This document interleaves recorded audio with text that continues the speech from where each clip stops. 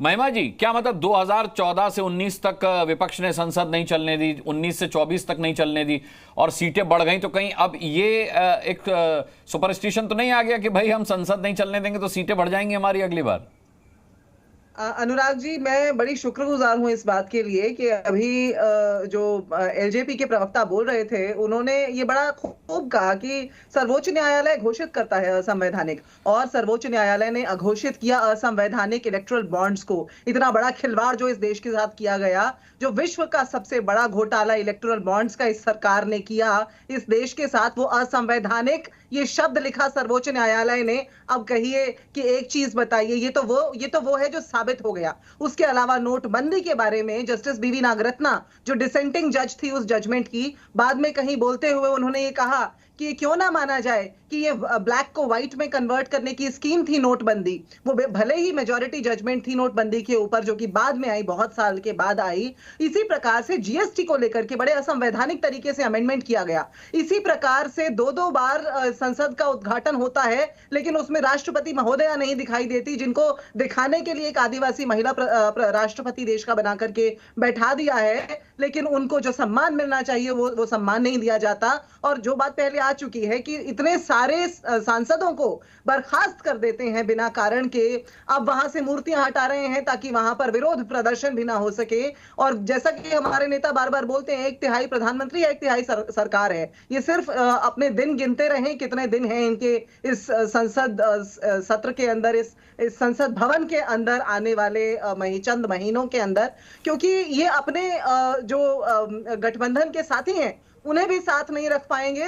संविधान की रक्षा तो इनके बस की है ही नहीं, इन्हें गठबंधन धर्म भी नहीं आता। अनुराग जी, भैया जेडीयू से कोई नहीं है, लेकिन हमारे पास टीडीपी से है, तो उनकी गारंटी मैं आपको दिलवा देता हूं कि वो कहीं नहीं जाने वाले हैं। ज्योत्सना, आप कई बार कह चुकी हैं कि सरकार पर कोई संकट नहीं है, लेकिन महिमा जी अब भी कह रही है कि संसद में कितने दिन सरकार के बचे हैं, उल्टी गिनती शुरू हो चुकी है।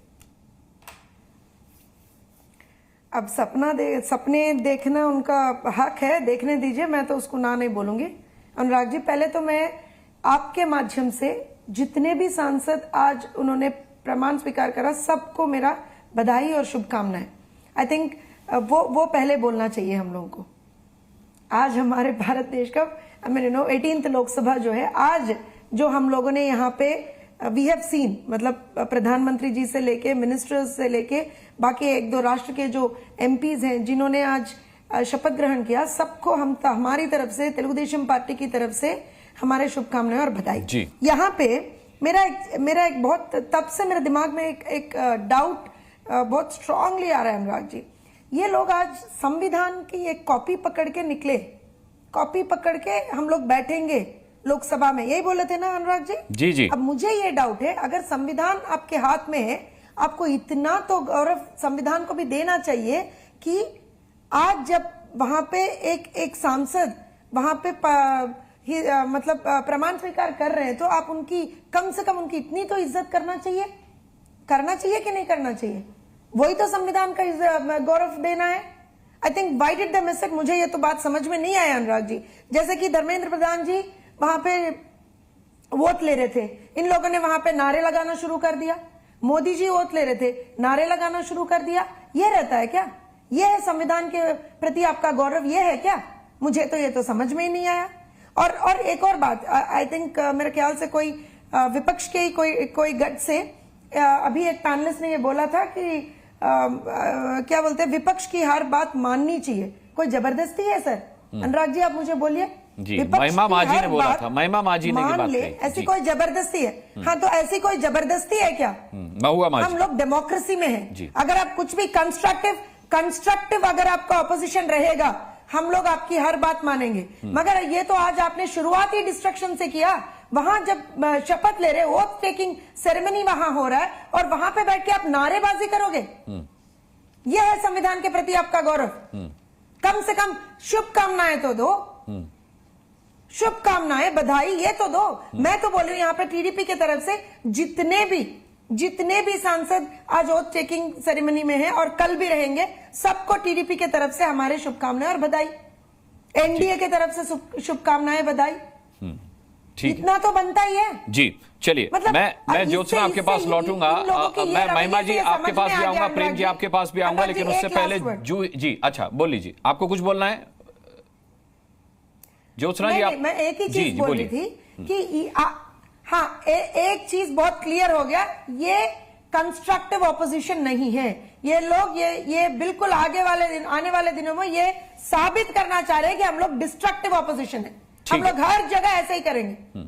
एक छोटा सा उत्तर देने दीजिए अनुराग जी मुझे। अच्छा, महिमा जी दे लीजिए छोटा सा उत्तर, फिर मैं जूही जी के पास जाता हूं। छोटा सा उत्तर दूंगी कि कसम देकर उन्हें ये पूछ लो तुम रंग ढंग उसके, तुम्हारी बज्म में कुछ दोस्त भी दुश्मन के बैठे हैं। टीडीपी की प्रवक्ता को मैं ये याद दिला दूं, पिछली बार कैसे छोड़ना पड़ा था गठबंधन, जब पीठ में छुरा घोंपा था भाजपा ने। 4% का मुस्लिम रिजर्वेशन टीडीपी ने घोषित किया है आंध्र प्रदेश के अंदर। अब देखना ये होगा कांग्रेस का तो हर एक ने छोड़ा है। का झूठा आरोप कांग्रेस पे लगाने वाली भाजपा क्या टीडीपी के साथ ये जो 4% का मुस्लिम रिजर्वेशन आंध्र प्रदेश में मिलने जा रहा है उसमें साथ खड़ी होगी?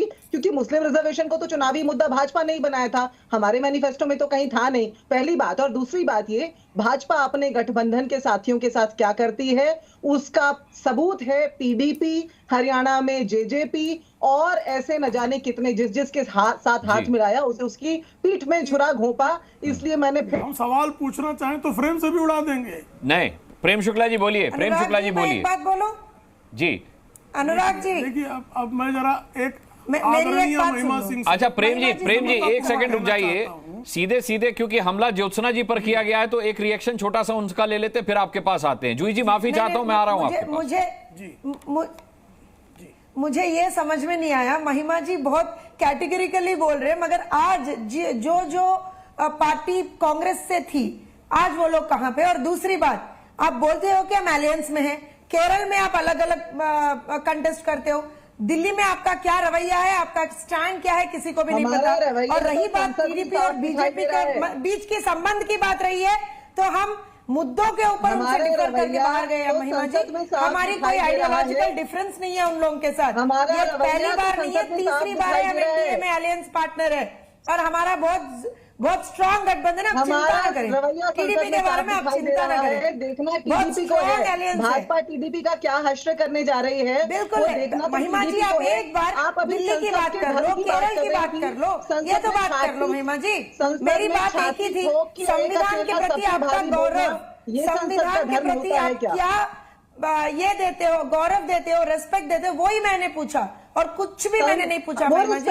खाली ये पूछा कि आप संविधान के प्रति अपने हाथ में है, तो आप क्या आज प्रूव करना चाह रहे थे? संविधान के प्रति आपके हाथ में था, आज क्या प्रूव करना चाह रहे थे आप? क्या प्रूव करना चाह रहे थे महिमा जी? आप संविधान के प्रति आपके हाथ में था, कम से कम एक सदस्य, एक सांसद वहां पे वोट सेरेमनी ले रहे थे, कम से कम आपके पास इतना भी टाइम नहीं था, इतना भी आप गौरव इज्जत नहीं दे पाए कि उनको अपना वोट चेकिंग सेरेमनी कंप्लीट करने दे। धर्मेंद्र प्रधान की बात कर रही हूँ मैं, मोदी जी की बात कर रही हूँ, आप ऐसा क्यों करें? वही मेरा प्रश्न है, साफ सीधा प्रश्न है महिमा जी। ठीक है।